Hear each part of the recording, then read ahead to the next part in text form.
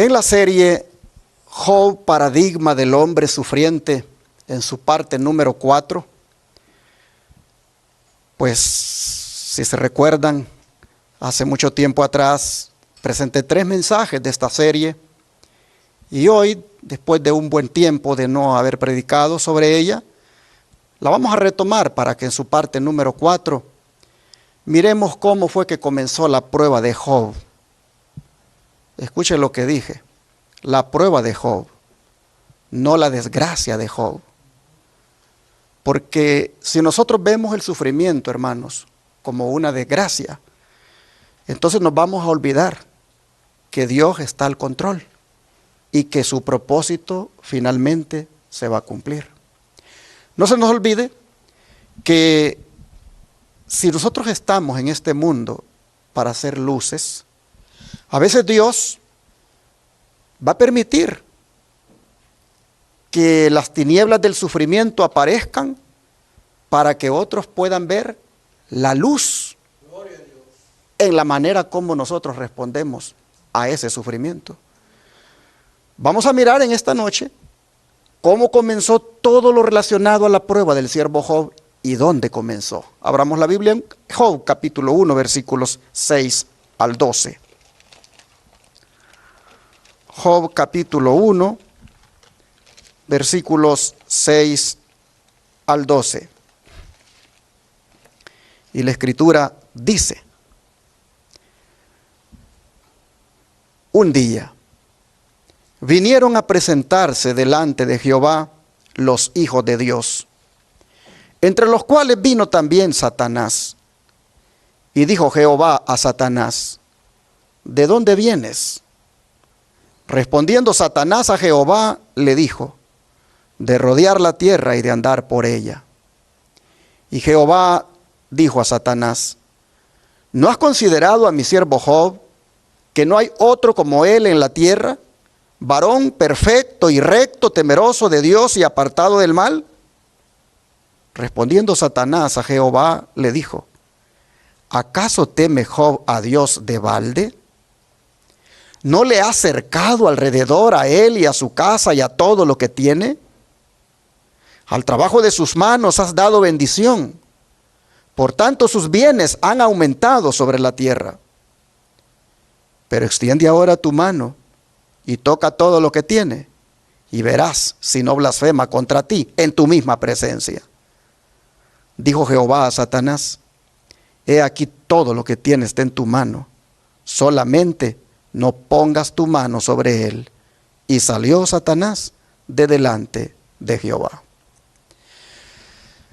Aquí nosotros vemos en el mero inicio del relato que se nos presenta el lado del conflicto que Job ignoraba y que a veces también nosotros se nos olvida. Y es que el que está al control en este conflicto es nuestro Dios. El que preside aquí la reunión, ¿quién es? ¿Quién es el que ha convocado? ¿Quién es el que preside? Es Dios. Y el que también decide aquí, ¿quién es? Es Dios. Así que, hermanos y hermanas,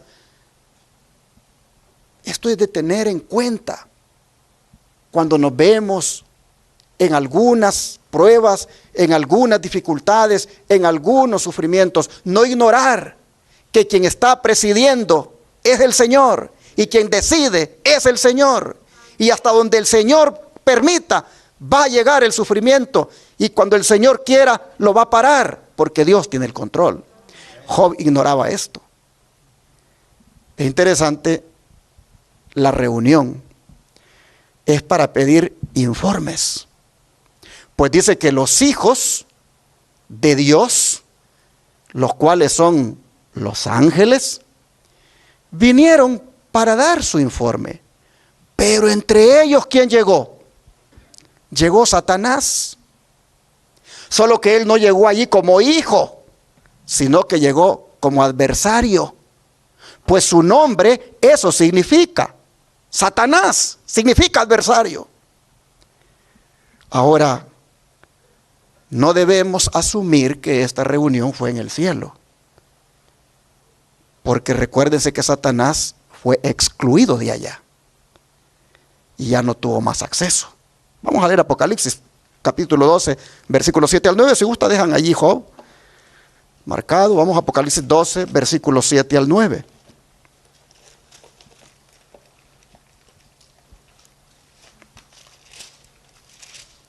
Y la escritura dice: después hubo una gran batalla en el cielo. Miguel y sus ángeles luchaban contra el dragón, y luchaban el dragón y sus ángeles, pero no prevalecieron, ni se halló ya lugar para ellos en el cielo. Y fue lanzado fuera el gran dragón, la serpiente antigua, que se llama Diablo y Satanás, el cual engaña al mundo entero. Fue arrojado a la tierra, y sus ángeles fueron arrojados con él. Así que la reunión no pudo haberse dado en el cielo, sino en alguno de los mundos no caídos en pecado. Pues el don profético da a entender que Satanás tenía acceso limitado a otros mundos. Así lo dice Primeros Escritos, vean ustedes. Hubo contienda, dice, entre los ángeles, Satanás y los que simpatizaban con él. Luchaban estos por reformar el gobierno de Dios. Querían escudriñar su insondable sabiduría y averiguar cuál era su propósito al ensalzar a Jesús y dotarle de tan ilimitado poder y comando. Se rebelaron contra la autoridad del Hijo. Toda la hueste celestial fue convocada para que compareciese ante el Padre, a fin de que se decidiese cada caso. Se determinó allí que Satanás fuera expulsado del cielo con todos los ángeles que se le habían unido en la rebelión. Hubo entonces guerra en el cielo. Los ángeles se empeñaron en batalla. Satanás quiso vencer al Hijo de Dios y a aquellos que se sometían a su voluntad. Pero prevalecieron los ángeles buenos y fieles, y Satanás con sus secuaces fue expulsado del cielo. Dice Primeros Escritos, página 145. Pero sigue diciendo: después que Satanás y los que cayeron con él fueron echados del cielo, y él se dio cuenta de que había perdido para siempre toda la pureza y gloria de aquel lugar, ¿qué hizo? Se arrepintió y quiso ser reintegrado al cielo. Estaba dispuesto a ocupar su propio lugar o cualquier puesto que le asignaran. Pero no, el cielo no debía ser puesto en peligro. Todo el cielo podría contaminarse si se le recibía de vuelta, pues el pecado había comenzado con él y la semilla de la rebelión estaba en su fuero interno.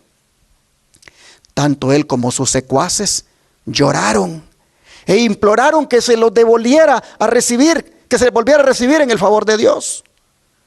Pero su pecado, su odio, su envidia y sus celos habían sido tan grandes que Dios no podía borrarlos.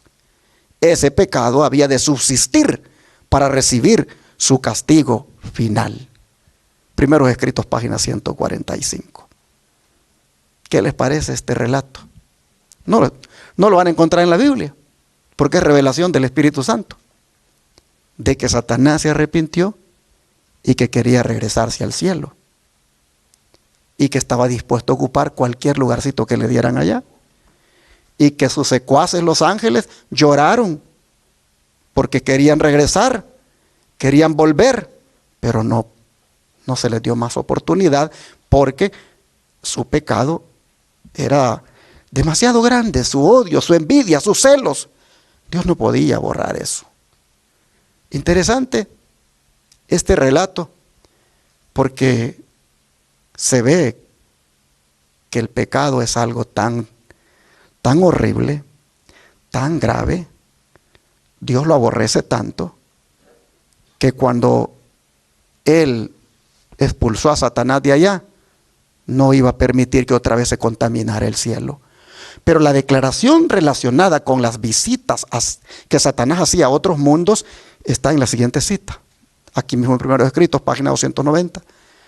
Oí de parte de los ángeles y de los santos redimidos exclamaciones de triunfo que resonaban como 10,000 instrumentos músicos.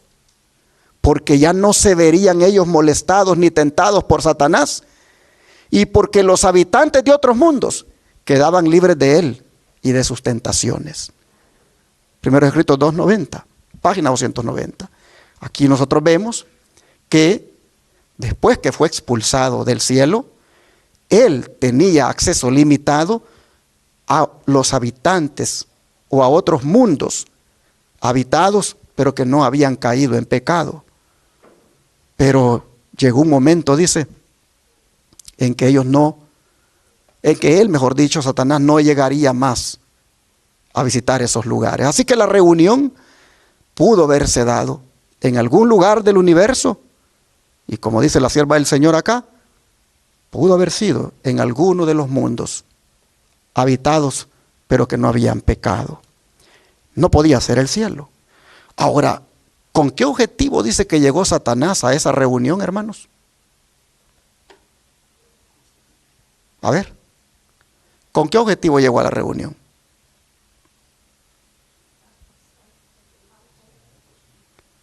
Con el objetivo de acusar a un hijo de Dios. Llegó allí para acusar a Job, porque eso es lo único que sabe hacer el diablo, acusar. Eso es lo único que él sabe hacer, acusar a los hijos de Dios. Eso mismo hizo con el sumo sacerdote Josué, símbolo del pueblo de Dios. ¿Se acuerdan? Vamos a leerlo. Zacarías 3, versículo 1. Zacarías 3, versículo 1.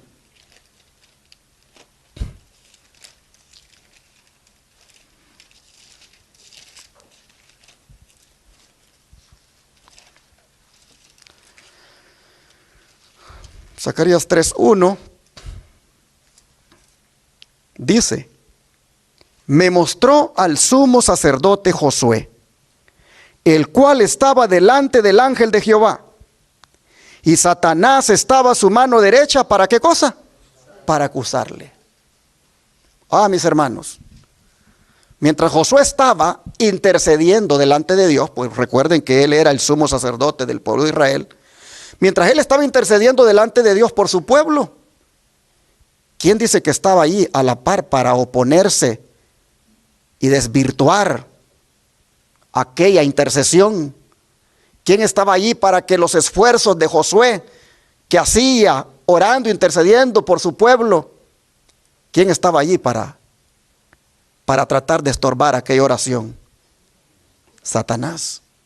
Satanás estaba allí acusando a Josué y a su pueblo de pecaminosidad, como diciendo: no les tienes que escuchar su oración, no tienes que atender su pedido. Y el Señor tuvo que reprenderlo. Mire el verso 2. Y dijo Jehová a Satanás: Jehová te reprenda, oh Satanás. Jehová, que ha escogido a Jerusalén, te reprenda. ¿No es este un tizón arrebatado del incendio?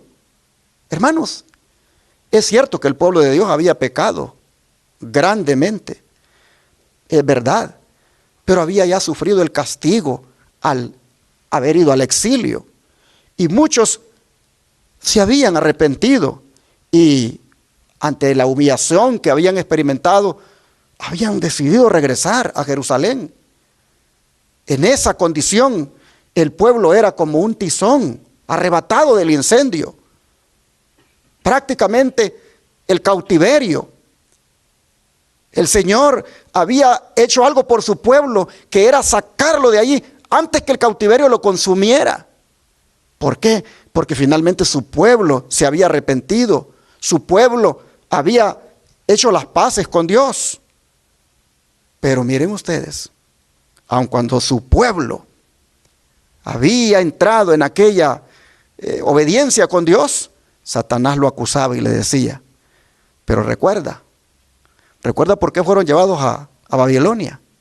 Recuerda por qué fueron llevados cautivos. Estos no se merecen que tú les oigas.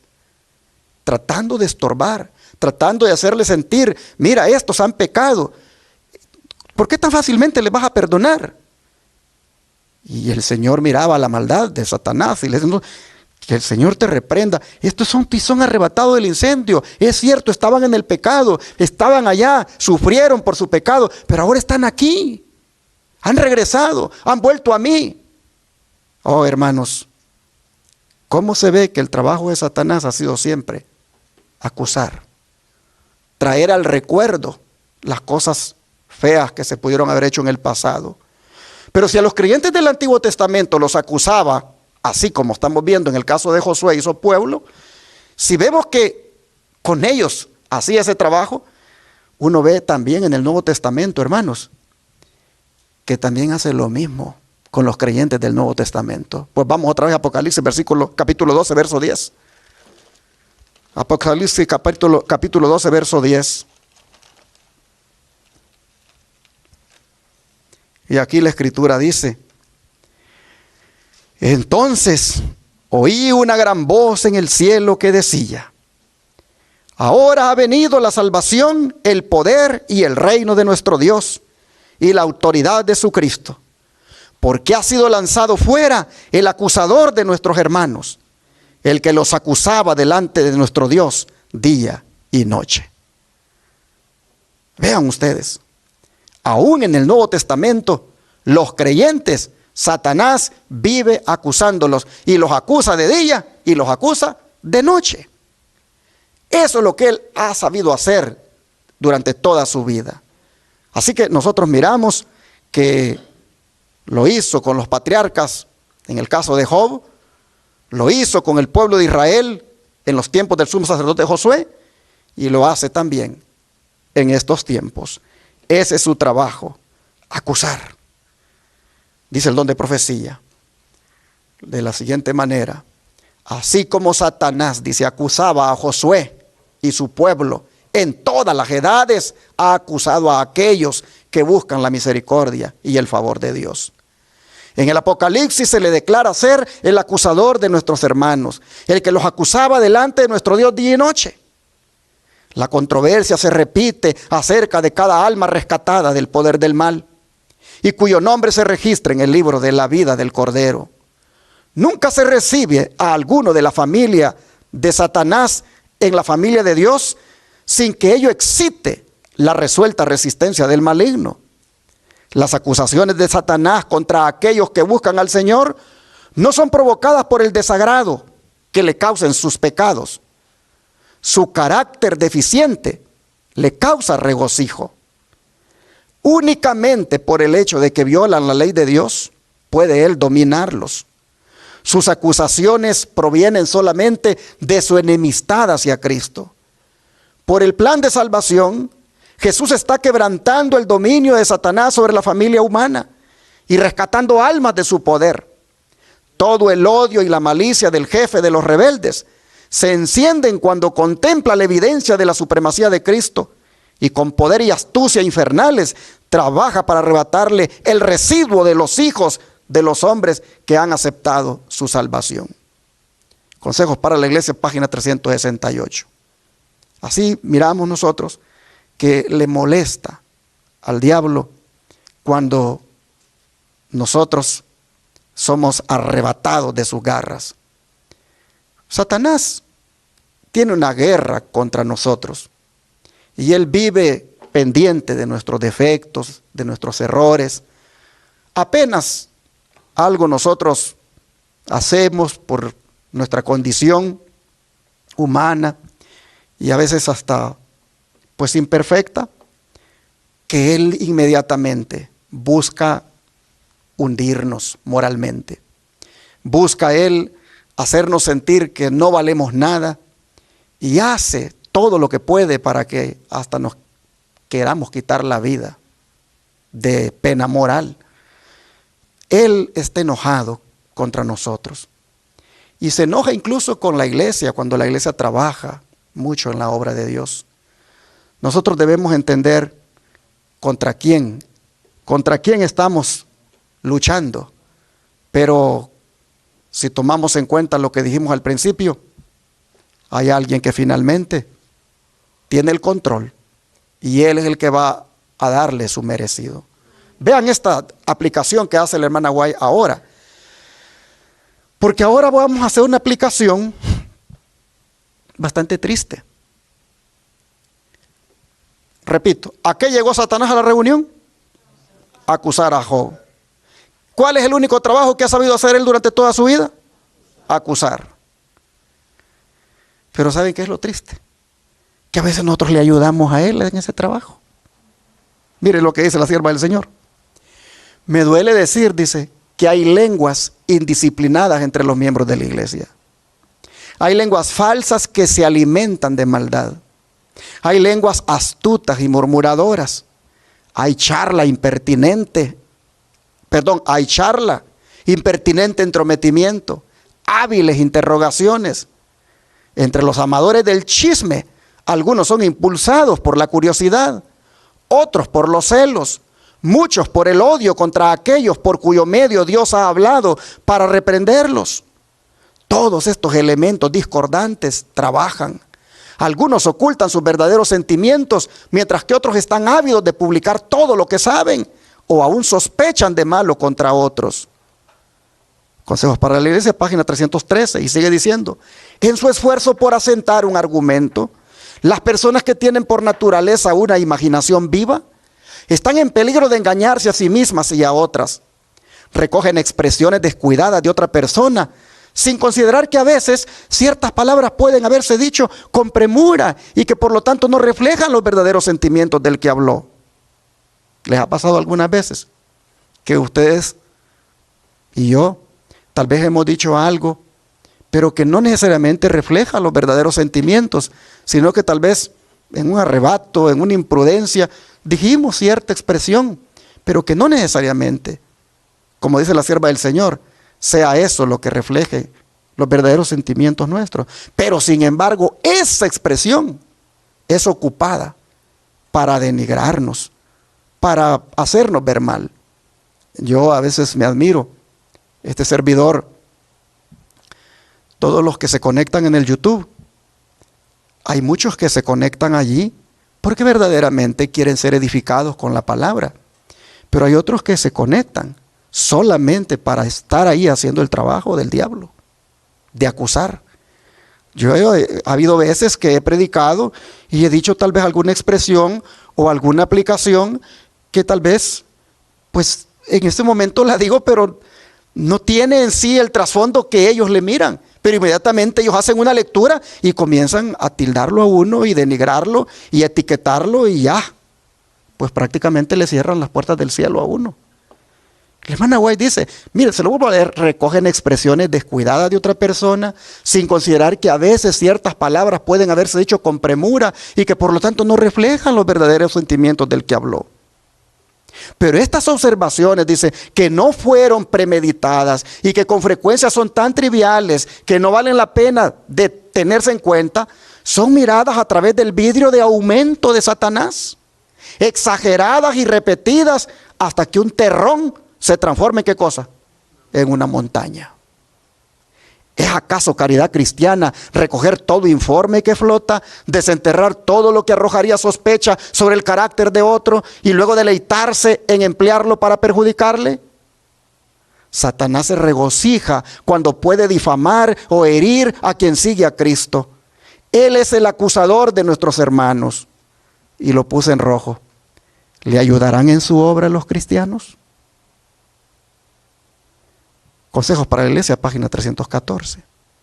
Es triste, hermanos, que Satanás solo sepa acusar todo el tiempo y que eso es lo que más sabe hacer, pero que a veces nosotros le ayudemos en su causa. Cuando venimos y hacemos, como dice la sierva de Dios, todo esto de sobredimensionar, sobre andar murmurando, andar chismeando, andar, hermanos, divulgando tantas cosas. Que es lamentable que nosotros seamos parte de su hueste en eso. En cambio, nosotros hemos visto que, aparte de Satanás aquel día, ¿quiénes dice que llegaron? A ver si se acuerdan. ¿Quiénes llegaron a la reunión? Llegaron, dice, los hijos de Dios, entre los cuales vino Satanás. ¿Quiénes serían los hijos de Dios? Pues los ángeles. Los ángeles estaban presentes en aquella reunión. ¿Qué tipo de informe pudieron haber llevado los ángeles? Porque la reunión era para informar. Hermanos y hermanas, ¿qué hacen los ángeles por nosotros aquí en la tierra? Vamos al libro de Hebreos para que tengamos claro qué es lo que ellos hacen por nosotros. Hebreos capítulo 1, versículo 14.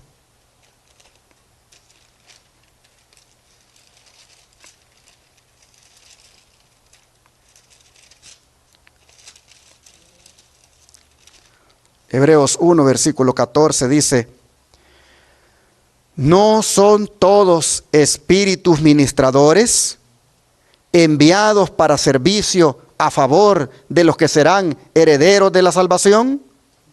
Aquí está hablando de los ángeles. ¿Y qué dice que hacen los ángeles por nosotros?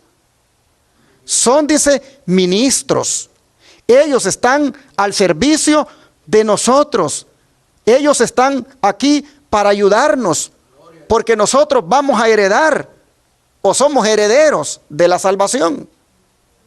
Ese es el trabajo de los ángeles. De manera que en aquella reunión, sin duda los ángeles llevaron un informe de todas las personas aquí en la tierra a quienes ellos estaban ayudando. El trabajo de los ángeles es muy diferente al trabajo de Satanás. El trabajo de los hijos de Dios que llegaron a esa reunión, que son los ángeles que no cayeron en el pecado, el trabajo de ellos es ayudar a los que hemos heredado la salvación. Es más, vean hasta lo que ellos hacen. Vamos a Génesis capítulo 19, versículos 15 al 22. Génesis capítulo 19, versículos 15 al 22.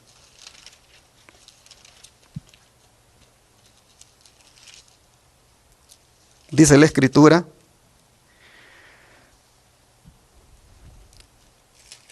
de la siguiente manera: y al rayar el alba, los ángeles daban prisa a Lot, diciendo: levántate, toma tu mujer y tus 2 hijas que se hallan aquí, para que no perezcas en el castigo de la ciudad. Y deteniéndose él, los varones asieron de su mano, y de la mano de su mujer, y de las manos de sus 2 hijas, según la misericordia de Jehová para con él, y lo sacaron y lo pusieron fuera de la ciudad. Hermanos, y cuando los hubieron llevado fuera, ¿qué dijeron los ángeles? Escapa por tu vida, no mires tras ti, ni pares en toda esta llanura, escapa al monte, no sea que perezcas. Pero Lot les dijo: no, yo os ruego, señores míos, he aquí ahora ha hallado vuestro siervo gracia en vuestros ojos, y habéis engrandecido vuestra misericordia que habéis hecho conmigo, dándome la vida. Mas yo no podré escapar al monte, no sea que me alcance el mal y muera. He aquí ahora esta ciudad está cerca para huir allá, la cual es pequeña.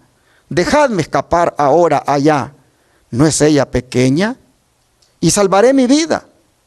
Y les respondió: he aquí he recibido también tu súplica sobre esto, y no destruiré la ciudad de que has hablado.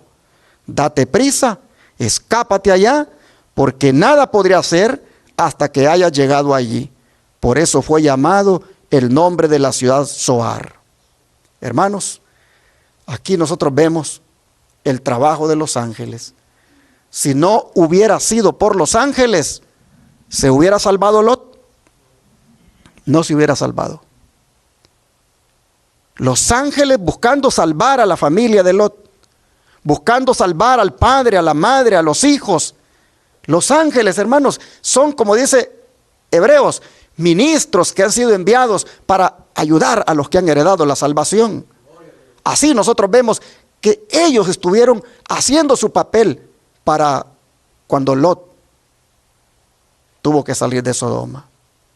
Y cuando nosotros, hermanos, nos veamos en peligros, ¿cuántos de ustedes tienen la seguridad que los ángeles están ahí para ayudarnos?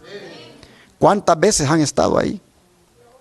¿Cuántas veces, hermanos, algo pudo habernos pasado y solo porque el ángel de Jehová está ahí? Mire lo que es el don de profecía. Nuestro Dios vela por los hijos de los hombres. ¿Y qué están haciendo los miles y miles de ángeles de luz? ¿Cuál es su obra?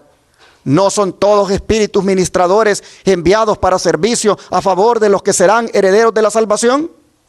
La batalla entre el ejército de Cristo y el ejército de Satanás es continua. Los ángeles de Dios están a nuestro alrededor como un muro de fuego.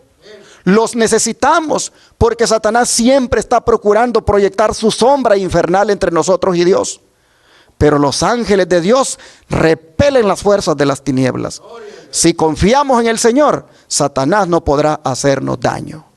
Sermones Escogidos, página 272. Y sigue diciendo, los ángeles son enviados a los hijos de Dios con misiones de misericordia. Visitaron a Abraham con promesas de bendición, al justo Lot para rescatarle de las llamas de Sodoma, a Elías cuando estaba por morir de cansancio y hambre en el desierto, a Eliseo con carros y caballos de fuego que circundaban la pequeña ciudad donde estaba encerrado por sus enemigos, a Daniel cuando imploraba la sabiduría divina en la corte de un rey pagano o en momentos en que iba a ser presa de los leones, a Pedro cuando estaba condenado a muerte en la cárcel de Herodes, a los presos de Filipos, como son Pablo y sus compañeros, en la noche tempestuosa en el mar, a Cornelio para hacerle comprender el evangelio, a Pedro para mandarlo con el mensaje de salvación al extranjero gentil. Así fue, dice, como en todas las edades, los santos ángeles ejercieron su ministerio en beneficio del pueblo de Dios. Cada discípulo de Cristo tiene su ángel guardián respectivo. Yo les pregunto, ¿creen ustedes que a la par de ustedes está su ángel? Claro, hermanos. Cada discípulo de Cristo tiene un ángel guardián respectivo. Estos centinelas celestiales protegen a los justos del poder del maligno. Así lo reconoció el mismo Satanás cuando le dijo al Señor, ¿teme a Job, a Dios de balde?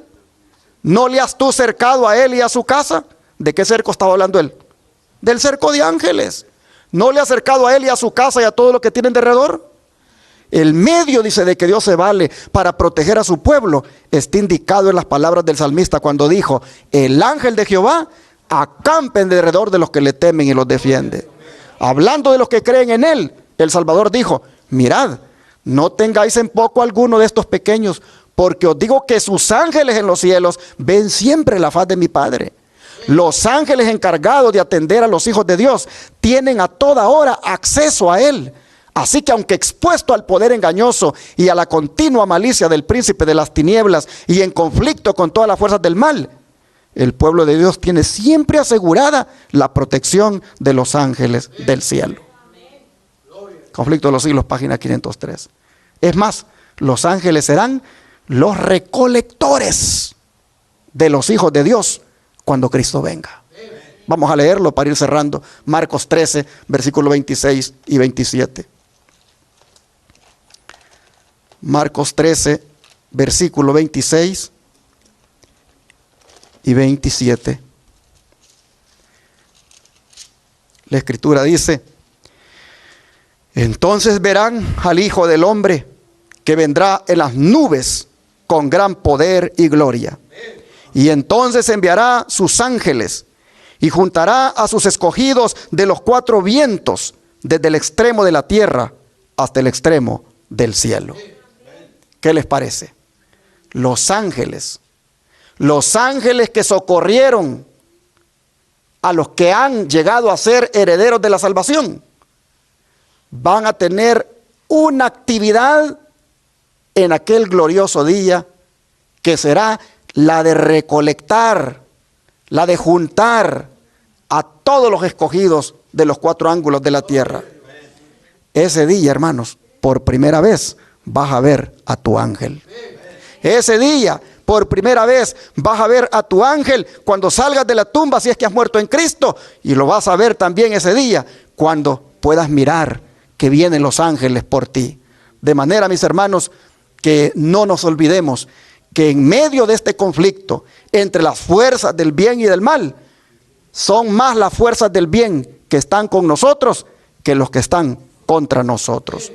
Tengamos nosotros, hermanos, esa confianza y esa seguridad en medio del conflicto. No nos olvidemos que en medio del sufrimiento, el que tiene el control es Dios y ángeles están para servirnos a nosotros. Dios les bendiga. Así es, los ángeles tocarán trompeta de salvación y allí entonces miraremos que nos recogerán para llevarnos con el Señor.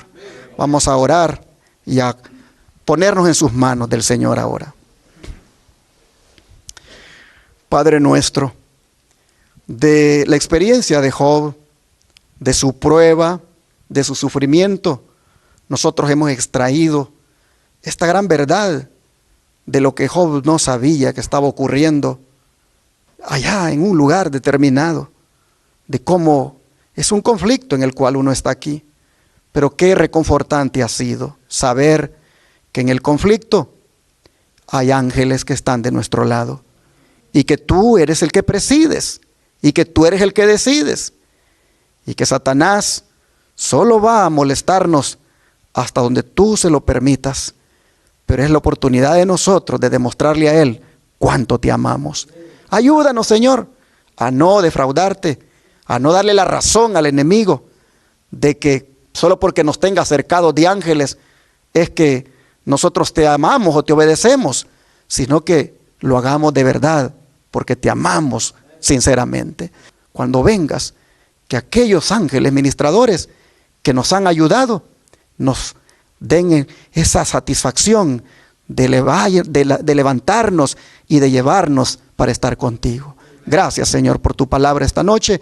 Lo agradecemos en el nombre de Jesús. Amén.